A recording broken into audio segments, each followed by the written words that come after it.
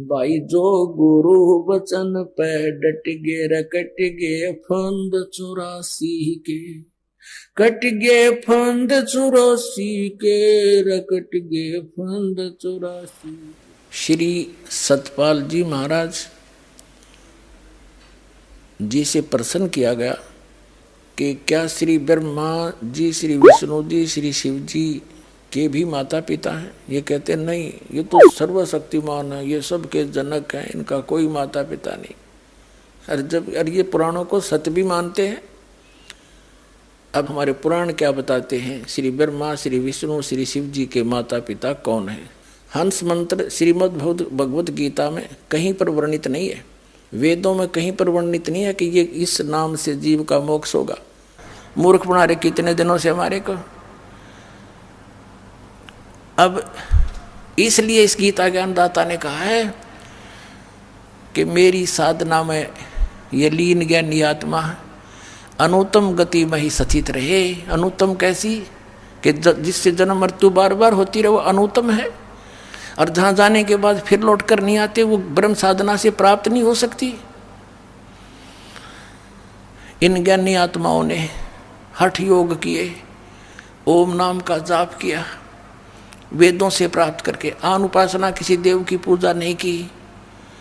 और ब्रह्मा जी को जब ये कमल के फूल पर बैठा था, वहाँ सचेत हुआ, इसको बेहोश करके कोमा में रखा हुआ था, वहाँ सचेत कर दिया कमल के फूल पर बैठा के। ब्रह्मा जी कहते मुझे नहीं मालूम है कहाँ से आ गया। तो आकाशवाणी कर दी इस काल ने कि तप करो तप करो।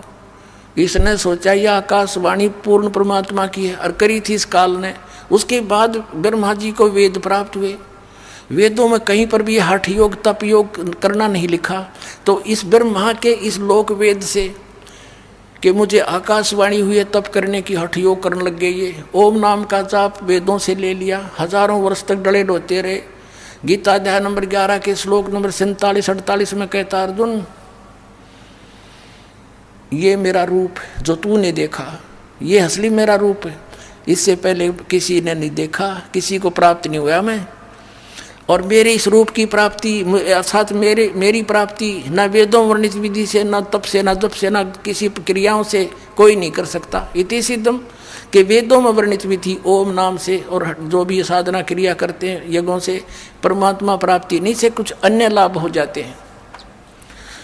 वो लाभ इन ऋषियों को हो गए, सिद्धियाँ आ गई, एक दूसरे को ऊपर प्रभु पाकी के, किसी को भस्म कर दिया, किसी को जो है ना दुराशीष दे दी, जिस कारण से इनसे डरने लग गए।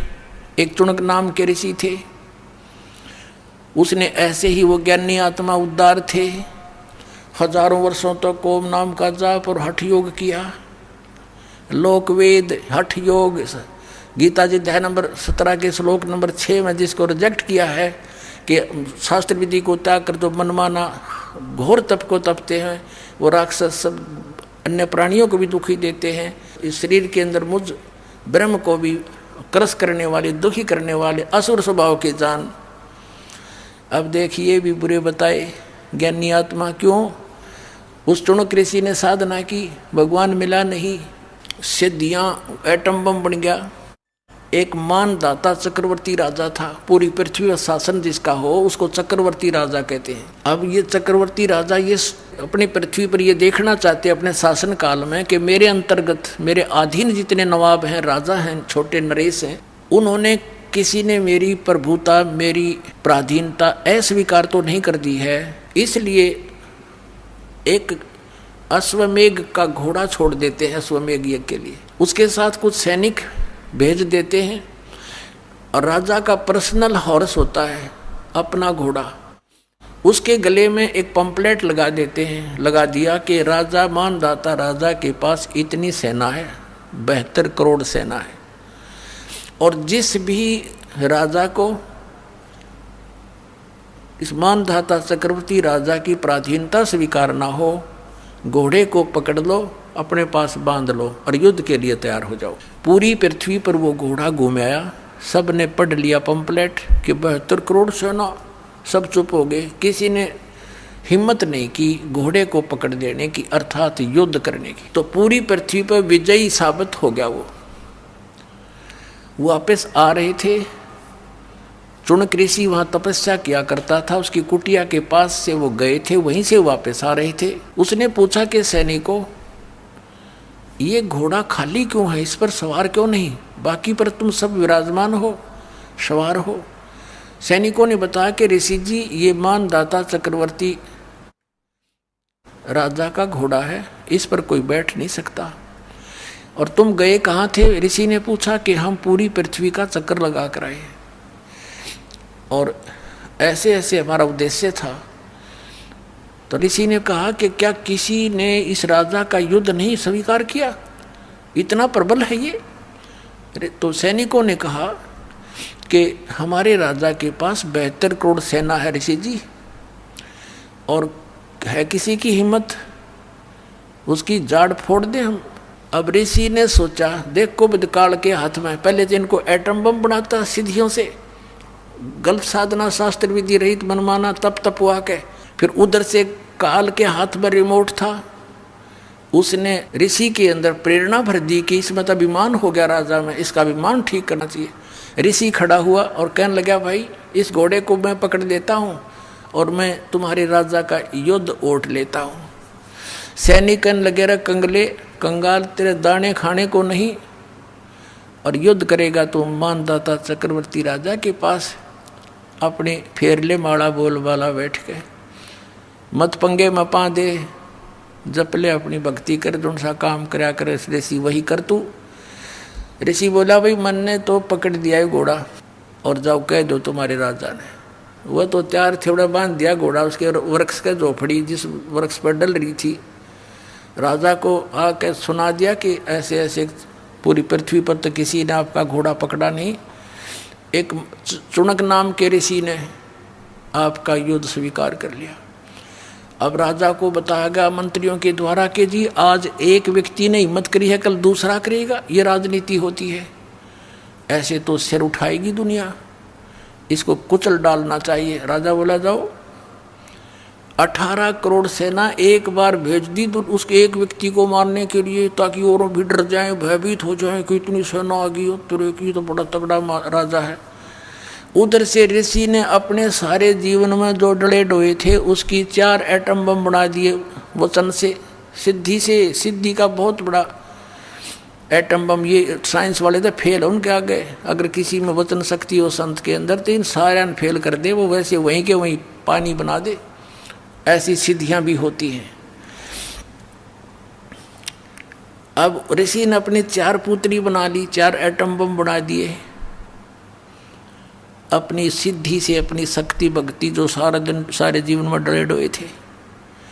एक पुतली छोड़ दी, 18 करोड़ अक्षौणी सेना का कत्लेआम कर दिया, नाश कर दिया। राजा ने दूसरी टुकड़ी 18 करोड़ की भेज दी, ऋषि ने दूसरी पुतली छोड़ दी। 72 करोड़ सेना चक्रवर्ती राजा की नाश कर दिया। अब इसके बारे में सूक्ष्म वेद में बताते हैं, 72 अक्षौणी खा गया ये चुनक ऋषि सुअर एक, दे धारे जोरा फिर ये सभी काल के बेख। हे भगवान, कबीर साहेब दी छोड़, परमेश्वर ने आके बताया कि ये 72 अक्षौणी 72 करोड़ सेना खा गया कौन? वो ऋषिवर, ऋषिश्वर, ऋषियों में भी श्रेष्ठों में भी श्रेष्ठ ऋषि के ये लक्षण है यहाँ के नकली ऋषियों के। इनको हम ऋषि कहें तो राक्षस कहना चाहिए इनको। बता ऋषि का के मतलब पंगा लेने का, वो अपनी भक्ति करे, राजा अपना काम करे, जाने तो करता रहे। तो ये राक्षस स्वभाव को धारण किए हुए ये ऐसे लोग हैं। और इसलिए गीता ज्ञानदाता कहता है मेरी साधना भी उत्तम नहीं अनुत्तम है, इसे कुकर्म करेंगे फिर ये बाद में इसको करके ने। अब क्या बताया भगवान ने, कबीर साहब ने, कि 72 अक्षौणी खा गया, कतलेआम कर दिया, सन खा ली वो। और चुनक ऋषि ईश्वर एक, ये दे धारे मौत फिरे, जोरा माने मौत। तुम न ऋषि को, ये तो चलते फिरते जल्लाद हैं, जल्लाद। थोड़ा सा ही न छेड़ दे जब तेरा जो नाश होगा। पहले संतों के ये काम होया करें। कबीर परमात्मा आए थे भगवान, पत्थर मारे, डले मारे, तेल के उबलते हुए सरसों के कढ़ाई में डाल दिया, टुकड़े टुकड़े कर दिए, फिर भी खड़े पाए मालिक। और किसी को बद्दुआ नहीं दी। ये होते महात्मा। सर्वगुण संपन्न है कबीर परमात्मा, वो पूर्ण विद्वान वही थे, जगत गुरु वही थे, और तत्वज्ञानी तत्वदर्शी संत वही थे, विद्वान वही थे और भगवान वही है। अब कहते हैं 72 अक्षोणी खा गया वो तृण कृषि ईश्वर एक, ये दे धारे मौत फिर है। ये जोरा जोरा माने मौत है, ये ऋषि दे धारे मौत फिर है। ये सभी काल के भेख ब्रह्म तक की साधना की, इसे भेख माने टोल के टोल, झुंड के झुंड, ऐसे ऐसे तो ये। और फिर क्या होगा इसके साथ? ये ऋषि इसने ओम नाम का जाप किया और हठ योग किया। अब हठ योग से तप, सिद्धियां प्राप्ति, ओम नाम से ब्रह्म लोक प्राप्ति, ये ब्रह्म लोक में जाएगा, वहाँ देवता बन जाएगा। उसके बाद फिर ये पुनक्षीण होने के बाद फिर पृथ्वी पर आएगा, राजा बनेगा। राजा बनकर के तो शिकारी बनकर शिकार मारेगा, दुनिया जीव हिंसा करेगा। राजा एक दूसरे के साथ लड़के करेगा, यानी फिर कर्म फोड़ेगा। फिर इसको कहाँ भेजेंगे? नरक में ठोकेंगे। नरक भोग कर फिर पृथ्वी पर आएगा, फिर ये कुत्ता बनेगा, ये चुनक ऋषि। और इसके सिर में कीड़े पड़ेंगे, जख्म। और जितने ये जीव हिंसा करे थे बाणदाता चक्रवर्ती राजा के, वो कीड़े उसको चुन चुन कर खाएंगे। तो इसलिए गीता ज्ञानदाता 7वें अध्याय के 18वें श्लोक में कहता है कि ज्ञानी आत्मा है तो उद्धार। ये चले थे तो परमात्मा प्राप्ति के लिए, लेकिन इनको तत्वदर्शी संत ना मिलने से ये अपने आप निष्कर्ष निकाल कर एक दूसरे से सुन सुना कर और ये समर्पित हो गए मेरे पे। ब्रह्म कहता है काल, और मेरे वाली अनुत्तम गति में सचित रहे, यानी मेरे से जो इस ओम से, मेरी क्रियाओं से, ओम नाम के जाप से जो लाभ मिलना था वही तक गति हुई इनकी। और वो अनुत्तम गति है, अनुत्तम घटिया। अब इस तो बुंडी के घटिया होगी, सारे जीवन डले डोए, और फिर एटम बम बन गया बबूल का पेड़। आम के स्थान पर संत तो आम के पेड़ होने चाहिए, डले मानो उसको भी फल दे। और ये बबूल मड़ा हाथ ला दे तो गट जाए, उस पर दिखते ये की तरह। इनको ऋषि कहा करते थे हम, परमात्मा ने आंख खोल दी हमारी। तो इसलिए कहा कि है तो अच्छी आत्मा, लेकिन मेरे वाली अनुत्तम घटिया गति में सचित रहे। क्यों? क्योंकि इनको तत्वदर्शी संत ना मिला। इसलिए 18वें अध्याय के 62वें श्लोक में कहा है कि अर्जुन तू सर्वभाव से उस परमेश्वर की शरण में जा, उसकी कृपा से तू परम शांति और सनातन परम धाम को प्राप्त होगा। तो पुण्यात्माओं, परमात्मा ने 600 वर्ष पहले कहा था, 3 देव की जो करते भक्ति उनकी कदे ना होवे मुक्ति। और आज इन सब सदग्रंथों ने समर्थन किया, Kabir is God, Kabir is God. Gita ji अध्याय नंबर 8 के श्लोक नंबर 1 में अर्जुन ने पूछा कि 7वें अध्याय के 29वें श्लोक में बताया है कि तत्ब्रह्म को जानकर और सारे दातुम से परिचित, सब कर्मों से परिचित व्यक्ति केवल जरा और मरण से छूटने का प्रयत्न करता। जरा माने वृद्ध अवस्था और मरण माने मृत्यु। तो 8वें अध्याय के प्रथम मंत्र में पूछा वो किम तत्ब्रह्म। ये देखिएगा, ये है श्रीमद् भगवद गीता अध्याय नंबर 7 और श्लोक नंबर 29, ये 29। यहाँ इसकी केवल संस्कृत है, आगे इसका अनुवाद है। जरा मरण मोक्षाय, जरा माने बुढ़ापा, मरण माने मृत्यु, मोक्ष माने छुटकारा पाने के अर्थ। माम आश्रित यतंती ये ते ब्रह्म तत्विदु कृष्णम अध्यात्म कर्म च अखिलम। इसका अर्थ है कि माम आश्रित, मैंने जो तुझे बताया है इस ज्ञान को आश्रित जो कर लेगा, तत्वदर्शी संतों को खोज लेता है, वह जरा मरण के मोक्ष के लिए ही यतंती प्रयत्न करते हैं। वे तत्ब्रह्म को जानते हैं और सारे अध्यात्म ज्ञान को और सब कर्मों से परिचित हैं।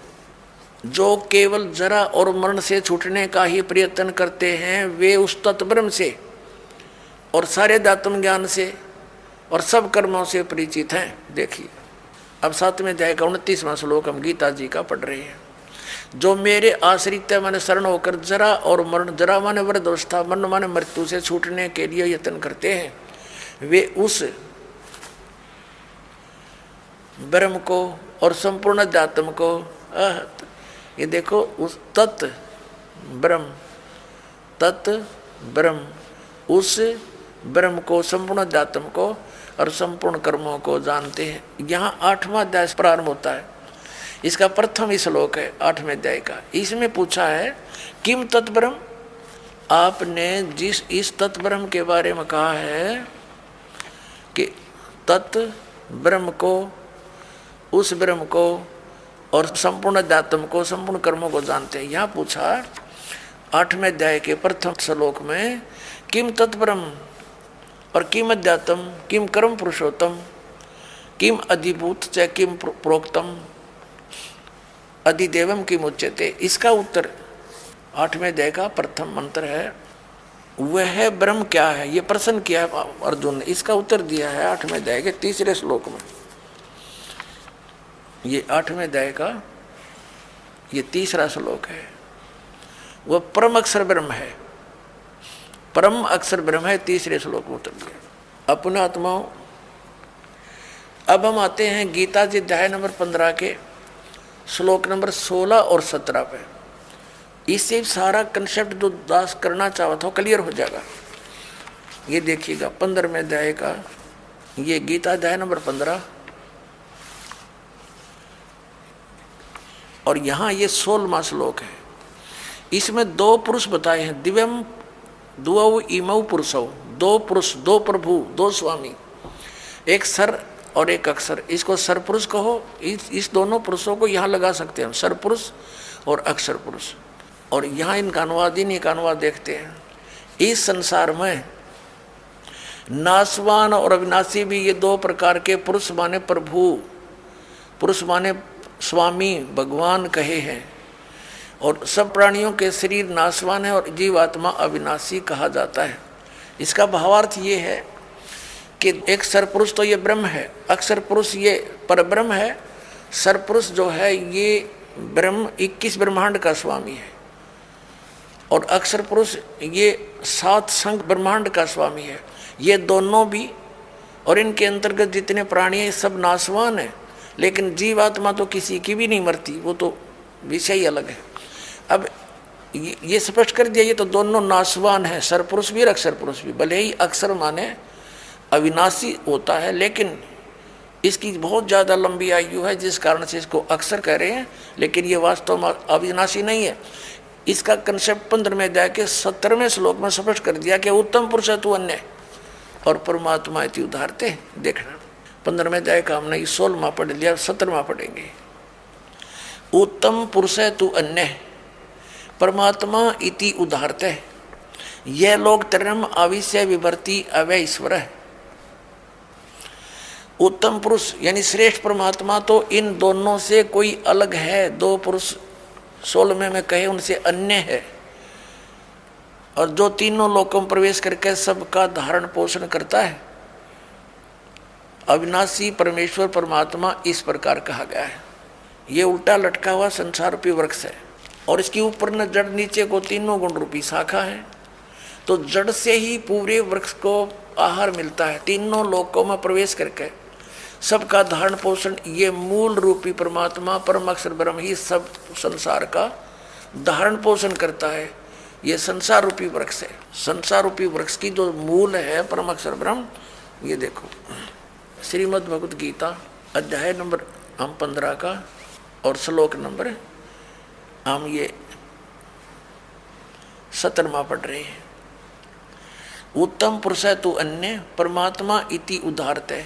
उत्तम पुरुष यानी श्रेष्ठ परमात्मा प्रभु तो कोई और है, इन ऊपर वाले से दोनों 16 वर्णित से अलग है और उसी को परमात्मा कहा जाता है। यह लोक तरम आविष्य विभर्ति, जो तीनों लोकों में प्रवेश करके सबका धारण पोषण करता है, वो वास्तव में अविनाशी भगवान है, वो अविनाशी परमात्मा है। ये देखिए उत्तम पुरुष यानी पुरुषोत्तम सही भगवान तो कोई और ही है जो तीनों लोकों प्रवेश करके और सबका धारण पोषण करता, वो है अविनाशी परमात्मा। वास्तव में अपने आत्मा जो दास निष्कर्ष निकालना चाह रहा अब निकल रहा है। गीता जी ने स्पष्ट कर दिया कि गीता ज्ञानदाता ब्रह्म है, उसका एक ओम अक्षर है, उसकी साधना करने वाला ब्रह्मलोक में जाता है। ब्रह्मलोक में गए हुए प्राणी फिर जन्म मृत्यु में आते हैं, ये सथाई मोक्ष नहीं। अब गीता ज्ञानदाता 18वें अध्याय के 62वें श्लोक में और गीता अध्याय नंबर 15 के 1 से 4 में और 18वें अध्याय के 62 और 66 में, इन श्लोकों में ये स्पष्ट कर रहा कि उस परमेश्वर की भक्ति करनी चाहिए, उस परम अक्षर ब्रह्म की, जो 8वें अध्याय के 3रे श्लोक में जिसके विषय में कहा है, उसकी भक्ति करनी चाहिए। उसकी साधना करने से प्राणी कभी लौटकर संसार में नहीं आता, परमेश्वर के उस परम पद की प्राप्ति हो जाती है। और गीता जी अध्याय नंबर 18 के श्लोक नंबर 62 में कहा कि तू सर्वभाव से उस परमेश्वर की शरण में जा, उसकी कृपा से तू परम शांति को और सनातन परम धाम को प्राप्त होगा, यानी फिर कभी जन्म मृत्यु नहीं होगी। अपनी इसने स्पष्ट कर दी, तेरी और मेरी जन्म मृत्यु सदा बनी रहेगी। अपने आत्मा जब तक ये ग्रंथ रूबरू नहीं हो जाते तब तक हमें विश्वास नहीं होता, क्योंकि हम दूध के जले हुए और छाछ को भी फूंक मार कर पीते हैं। तो दास चाहता कि आपको इतना दृढ़ कर दूं कि आप सदग्रंथों को देखकर बिल्कुल पक्के हो जाओ और फिर त्याग दोगे उन नकली गुरुओं, आचार्यों और शंकराचार्यों को और अपना कल्याण कराओगे। अब देखिएगा, श्रीमद् भगवत गीता अध्याय नंबर 8 के श्लोक नंबर 3 में स्पष्ट हो गया कि वो परम अक्षर ब्रह्म है। श्रीमद् भगवत गीता अध्याय नंबर 15 के श्लोक नंबर 1 से 4 और 16-17 में स्पष्ट हो गया, अक्षर पुरुष उसका तना है, सरपुरुष डार है, तीनों गुण रजगुण ब्रह्मा सदगुण विष्णु तम गुण शिव जी, ये संसार रूपी वृक्ष की शाखा है। और ये भी स्पष्ट हो गया कि सबका धारण पोषण करने वाला वास्तव में विनाशी परमात्मा परम अक्षर पुरुष है, परम अक्षर ब्रह्म है। अब गीता अध्याय नंबर 8 के श्लोक नंबर 5 में और 7 में गीता ज्ञानदाता अपनी साधना के लिए कहता है मेरी भक्ति कर। उसके लिए मंत्र इसने बता दिया 8वें अध्याय के 13वें श्लोक में कि मेरा एक ओम अक्षर है, नथिंग एल्स, और मेरी भक्ति करनी है तो ओम अक्षर है तो मुझे प्राप्त होगा, लेकिन युद्ध करना पड़ेगा। और परम अक्षर ब्रह्म की शरण में जाना है, उसकी भक्ति करनी है तो उसका मंत्र बता दिया 17वें अध्याय के 23वें श्लोक में, ओम तत्सत इति निर्देश है ब्रह्मण त्रिविध समर्थ है। ब्रह्मण माने उस परम अक्षर ब्रह्म के पाने की उसकी भक्ति का केवल ओम तत्सत इन 3 मंत्र के जाप का सिमरण करने का, 3 प्रकार से सिमरण करने का आदेश है, निर्देश।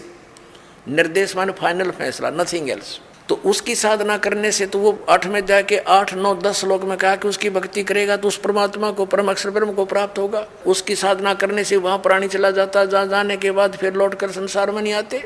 और ये हमारे आचार्य शंकराचार्य तत्वज्ञानहीन प्राणी मंडलेश्वर ये कहते हैं हमारे धर्मगुरु कि श्री कृष्ण जी अपने बारे में कह रहे, हर इसमें कंसेप्ट क्लियर कर रखा है, 2 परमात्मा नारे नारे 3 बोले हैं, 3 बताए हैं, लेकिन 2 का ही अधिक रोल है, क्योंकि हम सरपुरुष के लोक में रहते हैं और परम अक्षर ब्रह्म के लोक में हमने जाना है। उसकी साधना है, लेकिन बीच में एक थोड़ा सा इंटरफेरेंस है इसकी, अक्षर पुरुष के इसके 7 संग ब्रह्मंडों से हमने पार कर होना है। उसके लिए इसका ये ओम तो ये सीधा ही मंत्र है ब्रह्म का, तत् ये सांकेतिक है अक्षर पुरुष का, और सत भी सांकेतिक है परम अक्षर पुरुष परम अक्षर ब्रह्म का।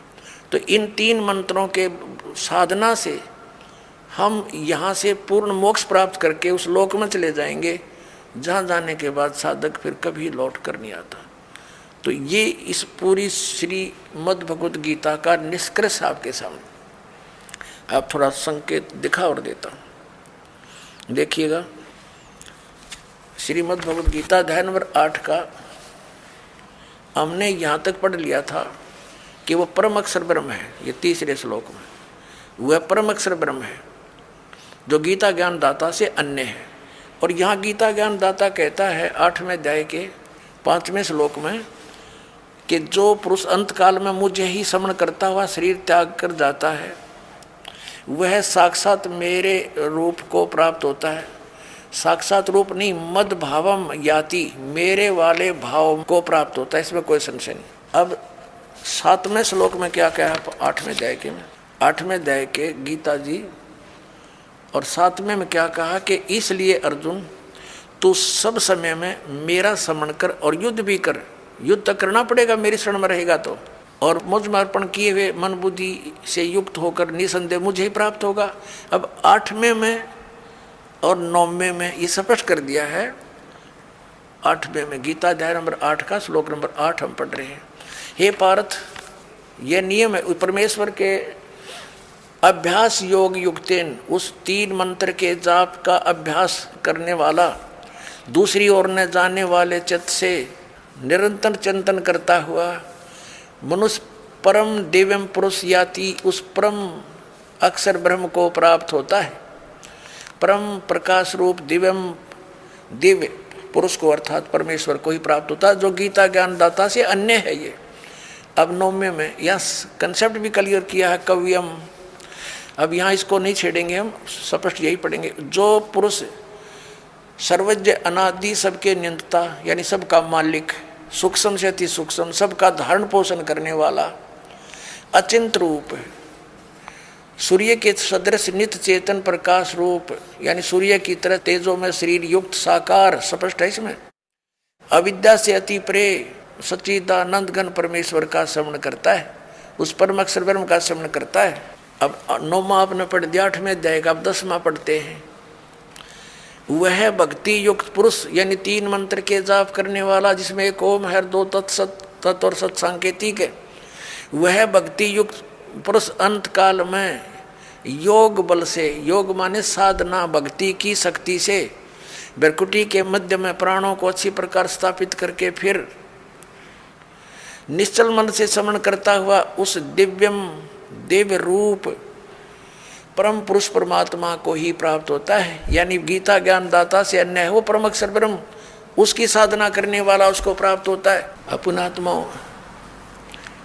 अब यहाँ तक त्रिकुटी पर जाने से पहले जो नीचे के मंत्रों की कमाई हम यहाँ इनको संभलवा देंगे।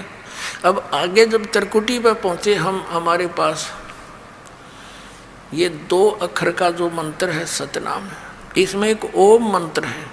ये ओम मंत्र की कमाई ब्रह्म की है और इसकी कमाई हम इस काल को छोड़ देंगे, ब्रह्म को छोड़ देंगे। श्रीमद् भगवत गीता अध्याय नंबर 18 के श्लोक नंबर 62 में गीता ज्ञानदाता कहता है, अर्जुन तू सर्वभाव से उस परमेश्वर की शरण में जा, उसकी कृपा से ही तू परम शांति को और सनातन परम धाम को प्राप्त होगा। और उसके लिए उसने ऑप्शन बता दिया कि मैं नहीं जानता उसके बारे में, तत्वदर्शी संत की खोज कर ले। 18वें अध्याय के 63वें श्लोक में कहा है कि ये गीता जी का गुप्त से गुप्त ज्ञान तुझे दे दिया। ये कति गुप्त से गुप्त ज्ञान बता दिया कि मेरी शरण में रहना है तो युद्ध करना पड़ेगा 8वें अध्याय के 5 और 7 मंत्र में, और मेरा श्रवण करेगा तो मुझे प्राप्त होगा। गीता जी अध्याय नंबर 8 के श्लोक 8, 9, 10 में कि उस परम अक्षर ब्रह्म की साधना करेगा तो उसको प्राप्त होगा। गीता जी अध्याय नंबर 17 के श्लोक नंबर 23 में उस परम अक्षर ब्रह्म की साधना के मंत्र बता दिए। उसका तो ओम तत्सत ये इति निर्देश है, ब्रह्मण त्रिवेद समर्थ है, उसका श्रवण करने का 3 मंत्र का जाप है। उसको तत्वदर्शी संत बताओगा, मैं नहीं जानता। अपना मंत्र बता दिया 8वें अध्याय के 13वें श्लोक में गीता ज्ञानदाता ने ओम इति एक अक्षरम ब्रह्म व्यवहारण माम अनुसमन यह प्रयाति तदन देम सयाति परमाम गति। जो मुझ ब्रह्म का एक ओम मंत्र है, इसका श्रवण करता हुआ शरीर छोड़कर जाता है, उसको परम गति प्राप्त होती है। ओम सतर की, ओम सतर की कौन सी है? ब्रह्मलोक। ब्रह्मलोक में गए हुए प्राणी भी वापस आते हैं, जन्म मृत्यु होती है। तो यहाँ अकेले ओम जाप करने का अन्य लाभ है, इसके दोनों को मिलाकर जाप करेंगे इसका अन्य लाभ है, और श्वास मौखिक जाप करेंगे अन्य लाभ है, श्वास से जाप करेंगे उसका अन्य लाभ है। तो जब हम त्रिकुटी पर पहुँचेंगे हम इसका ओम नाम की कमाई इसको छोड़ देंगे। हम पहले क्या करते रहे, ओम नाम का जाप करके हम ब्रह्मलोक में चले जाते और वहाँ हजारों युगों तक रह के अपनी पूंजी कमाई को बर्बाद करके फिर गधे बन के घूमते यहीं पर। हम उन पापों के कारण ऐसे दबे रहे। श्रीमद् भगवत गीता अध्याय नंबर 18 के श्लोक नंबर 62 से लेकर 66 तक एक निर्णायक ज्ञान आ गया, पूरा निष्कर्ष है पवित्र श्रीमद् भगवत गीता का। गीता ज्ञानदाता कहता मेरी शरण में रहना है तो मुझे नमस्कार कर 18वें अध्याय के 65वें श्लोक में, और मुझ में मन वाला हो मेरा भजन कर मुझे प्राप्त होगा।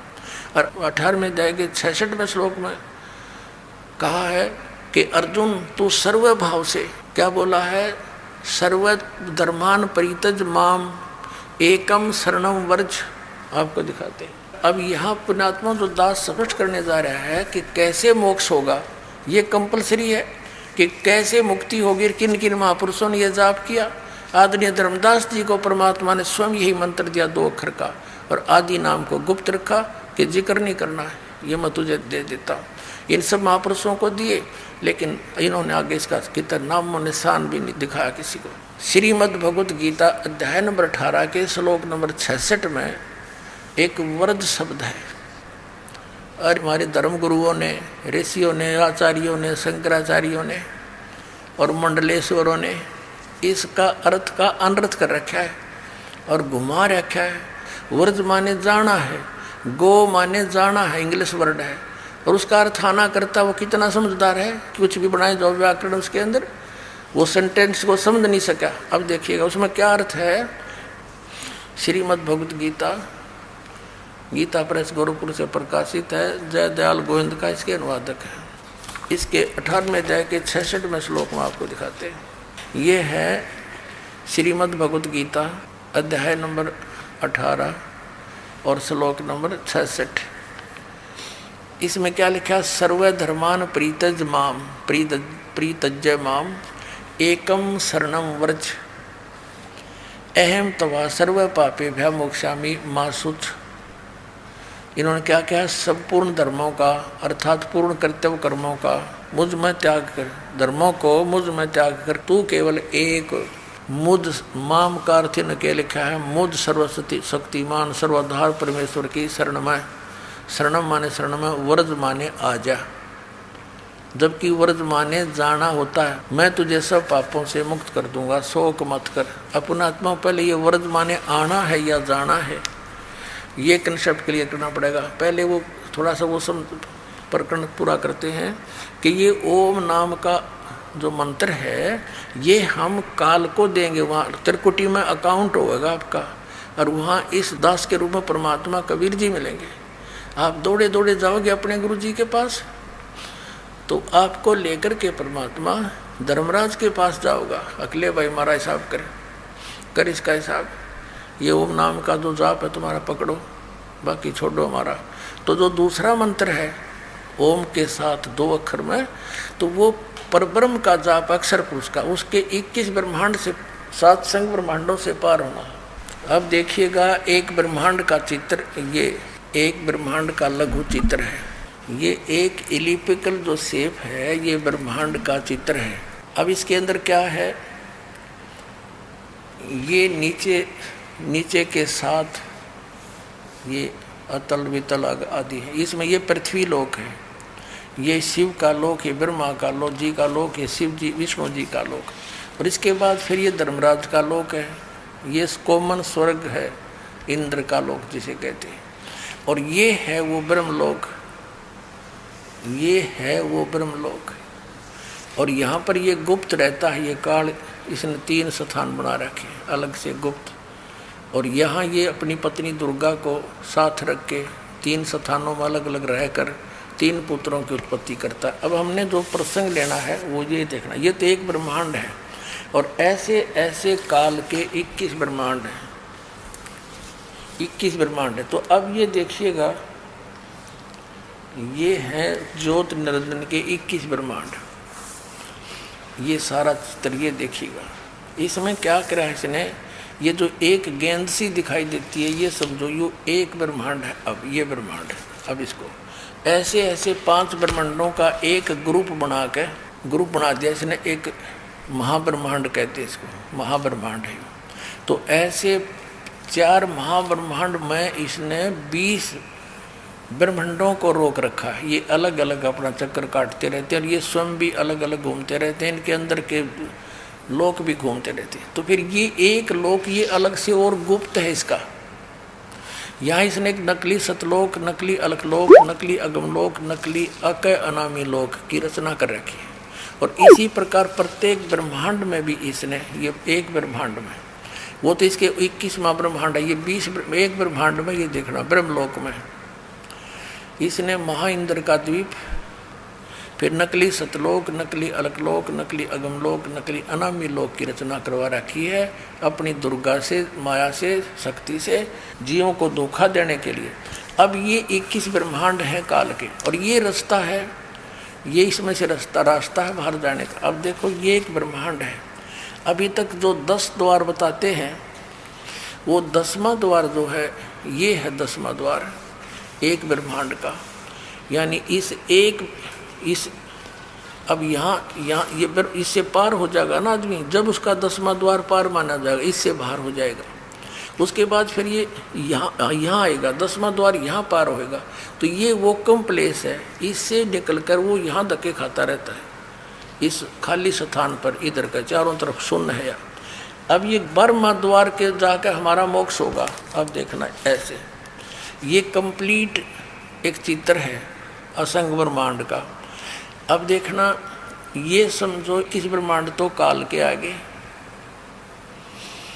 ये 21 ब्रह्मांड काल के, ठीक है, ये वही गेंद सी, और ये 7 संख ब्रह्मांड हैं परब्रह्म के यानी अक्षर पुरुष के, ये वाले ये 7 संख ब्रह्मांड हैं उस काल के असंग ब्रह्मांड यानी 7 संख ब्रह्मांड। और ये पूरा ऑल आर कंट्रोलर है कबीर परमात्मा असंख्य ब्रह्मांड का।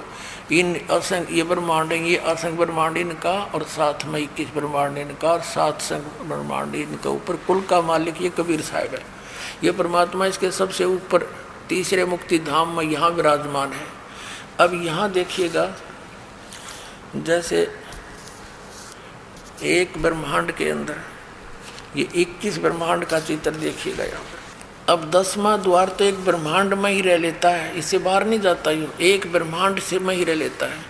अब परमात्मा के उस मंत्र से बाहर निकलेंगे हम। अब ये 21 ब्रह्मांड है।